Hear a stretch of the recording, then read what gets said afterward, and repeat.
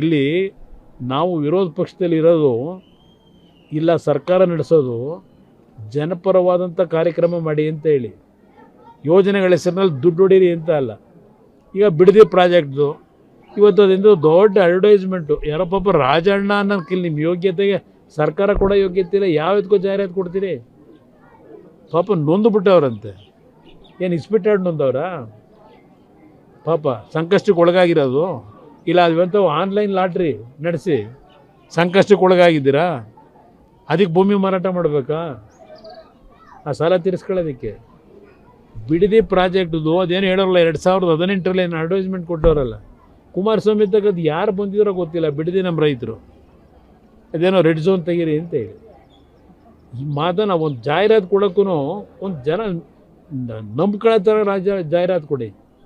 ನೀವೇ ಅದೆಂತ ನೆನ್ನೆ ಹೇಳಿದ್ದೀನಿ, ಸತ್ಯಶೋಧನಾ ಸಮಿತಿ ಕಾಂಗ್ರೆಸ್ದು ಇದೇ ಶಿವಕುಮಾರ ಮೆಂಬರ್. ಅದಕ್ಕೆ ಈಗೇನು ಮುಖ್ಯಮಂತ್ರಿಗಳವರೇ ಪ್ರಾಜೆಕ್ಟ್ ಮಾಡ್ತೀನಿ ಅಂತ ಹೇಳಿ ಅವ್ರು ಕೊಟ್ಟಿರೋ ವರದಿ ನೆನ್ನೆ ತೋರಿಸಿದ್ದೀನಿ ನಿಮಗೆಲ್ಲ.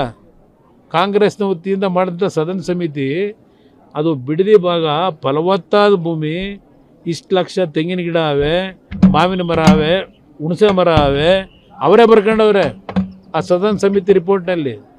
ಅದನ್ನು ನಿನ್ನೆ ಜನಗಳ ಮುಂದೆ ಇಟ್ಟಿದ್ದೀನಿ.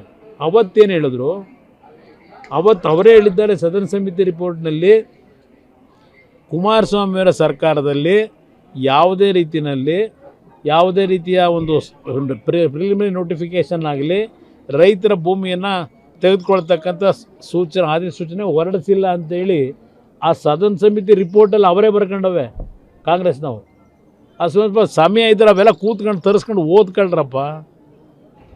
ನಮ್ಮ ಸ್ಟ್ಯಾಂಡಲ್ಲಿ ಯಾವುದಾದ್ರೂ ಒಂದು ಅಭಿವೃದ್ಧಿ ಅಂತಕ್ಕಂಥದ್ದು ಮಾಡಬೇಕು ಅಂದರೆ ನಮ್ಮ ಪಕ್ಷದಲ್ಲಿ ಯಾವತ್ತು ಜನವಿರೋಧಿ ಕಾರ್ಯಕ್ರಮ ಕೊಡ್ತಕ್ಕಂಥ ಕೆಲಸ ಮಾಡಲ್ಲ. ವಿಧಾನಸಭೆ ಕಲಾಪದಲ್ಲೇ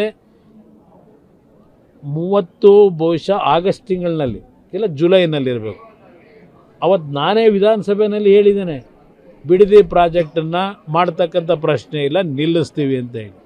ನಾನೇ ವಿಧಾನಸಭೆ ಕಲಾಪದಲ್ಲಿ 2007ರಲ್ಲಿ ಆಗಸ್ಟ್ ತಿಂಗಳಲ್ಲಿ ಹೇಳಿದ್ದೀನಿ.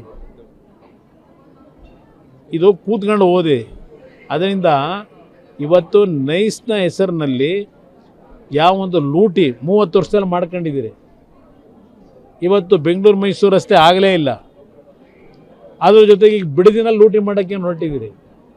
ಸಾವಿರಾರು ಕುಟುಂಬಗಳಿಗೆ ನೈಸ್ ರಸ್ತೆಯ ಕಾರ್ಯಕ್ರಮದ ಅಡಿನಲ್ಲಿ ಬೆಂಗಳೂರು ಸುತ್ತಮುತ್ತ ಮನೆಗಳನ್ನ ಬುಲ್ಡೋಸ್ ಮಾಡಿಸಿದ್ರು, ಆ ಜಾಗ ಬೇಕು ಅಂತೇಳಿ. ಇದೆಲ್ಲ ರೆಕಾರ್ಡ್ಸ್ ಇಟ್ಕೊಂಡು ನಾನು ಹೇಳ್ತಾ ಇರೋದು.